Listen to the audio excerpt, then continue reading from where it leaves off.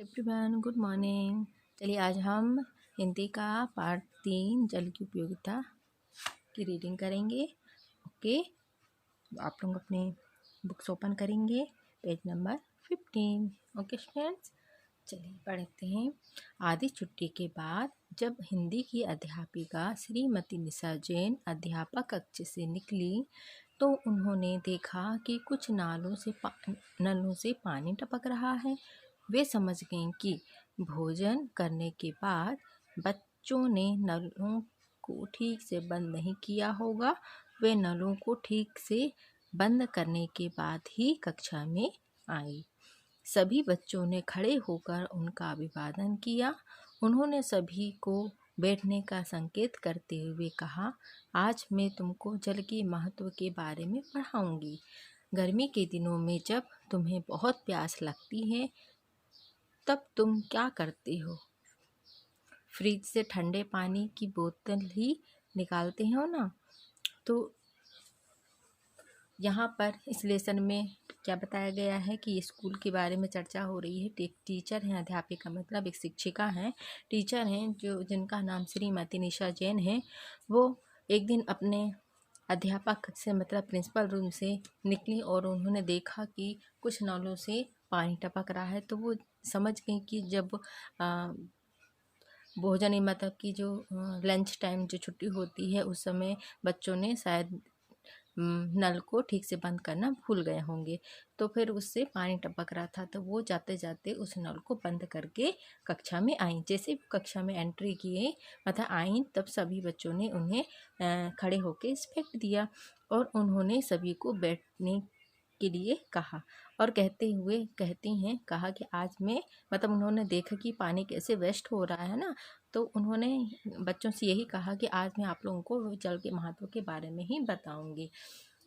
तो उन्होंने बच्चों से क्वेश्चन किया कि गर्मी के दिनों में जब तुम्हें प्यास लगती है तो तब तुम क्या करती हो? तो फ्रिज से पानी की बोतल ही निकालती हो ना। तो सभी बच्चों ने जोर से बोला, हाँ मैडम, तब हम खूब पानी पीते हैं। अध्यापिका ने पूछा, क्यों? बच्चे बोले, क्योंकि हमें प्यास लगती है। अध्यापिका बोली, तुम सब ने ठीक कहा, पानी के अलावा हमारी प्यास किसी और चीज़ से बुझ ही नहीं सकती।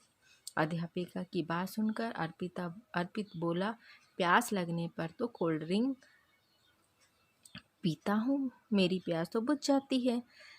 तो इतने में अध्यापिका बोलती हैं, लेकिन कोल्ड ड्रिंक पीने से प्यास अच्छी तरह नहीं बुझती। जब बहुत अधिक प्यास लगती है तब हम घटाघट बहुत सारा पानी पी जाते हैं। तब कोल्ड ड्रिंक इतना थोड़े ही पी सकते हैं। बताओ, कोल्ड ड्रिंक इतना हार्ड होता है कि हम उससे ज़्यादा नहीं पी सकते। एक दो घूंटे, एक बोतल ज़्यादा हम पी सकते हैं। लेकिन पानी जब हम बहुत प्यास लगती है तो हम जो पानी होता है उसे एक दो गिलास से ज़्यादा पानी भी हम पी सकते हैं खट्टा, है ना। तो प्यास लगने पर तो पानी ही पीने में मज़ा आता है, कोल्ड ड्रिंक पीने में नहीं। अध्यापिका की बात सुनकर ज़्यादातर बच्चों ने हामी भरी, मतलब हाँ मैम ऐसे उन्होंने कहा। अध्यापिका फिर बोली, ज़रा सोचो, प्यास लगने पर अगर तुम्हें पानी ना मिले तो क्या होगा? ऐसा बच्चों से अध्यापिका ने क्वेश्चन किया। ठीक।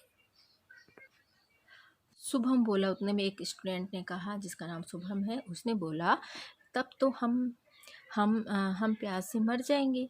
बात के बीच में ही नीरज बोला, पर पानी क्यों नहीं मिलेगा मैडम?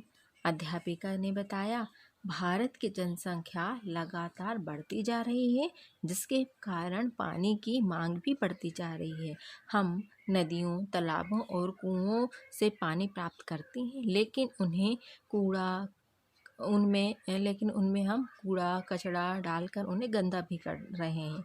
गंदे पानी का होना ना होना दोनों बराबर ही है।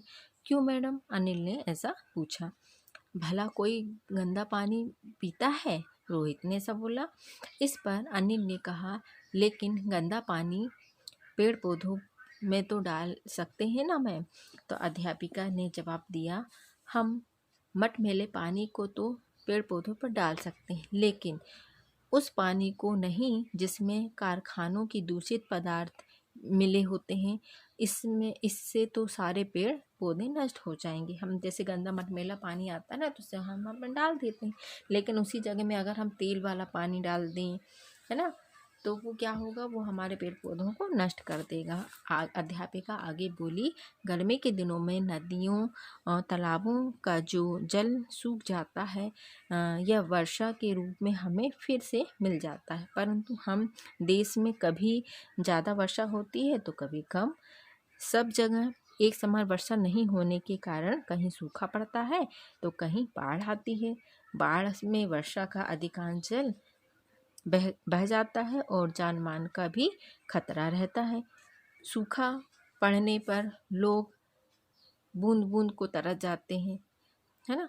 नहाना धोना तो दूर, पीने के लिए पानी भी नहीं मिलता। मीलों पैदल चलकर लोगों को पानी लेकर आना पड़ता है, लेकिन हमारे शहर में जहाँ पर्याप्त पानी है वहाँ लोग इसे खूब बर्बाद करते हैं। अभी अभी मैंने खुद नलों को बंद किया है। अगर यूं ही पानी टपकता रहा तो एक दिन हम भी बूंद बूंद को तरस जाएंगे। ठीक है। फिर लेकिन जब हमारे बस में कुछ नहीं होगा तो क्या होगा। कक्षा में एकदम सन्नाटा था। मतलब ऐसे मैडम ने पूछा कि अगर हमारे पास पानी ही नहीं रहेगा, कुछ रहेगा ही नहीं, कुछ पर्याप्त बचेगा ही नहीं पानी, तब क्या होगा। तो सारे बच्चे एकदम से शांत हो जाते हैं। फिर बच्चे ध्यान से अध्यापिका की बातें सुन रहे थे। वे फिर बोले, अब तो तुम समझ ही गए होगे न कि जल कितना मूल्यवान है। ऐसे बहुमूल्य जल को नष्ट करने का अधिकार किसी को नहीं है। अब तुम सब बताओ कि इसे बचाने के लिए क्या कर सकते हैं। उतने में एक स्टूडेंट बोली, आकृति नाम की एक स्टूडेंट से बोली कि ज़रूरत पड़ी तो ज़रूरत पूरी हो जाने के बाद नल हमेशा बंद रखेंगे।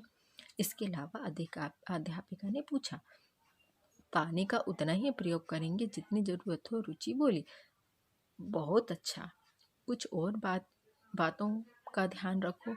जब ब्रश करो नल को मत खोलो, जब कुल्ला करो तभी नल खोलो। इससे बहुत पानी बचता है। नहाते समय शावर या फुहारा खोलकर मत नहाओ। बाल्टी और मग का प्रयोग करो, इससे पानी कम खर्च होता है। फर्श को पानी से धोने के बजाय पोछा मारकर ही साफ कर लो, इससे बहुत पानी बचता है। फल सब्जी धोने के बाद पानी को पेड़ पौधों में डाल दो, इससे पानी बेकार नहीं होगा और पेड़ पौधों को भी लाभ पहुंचेगा।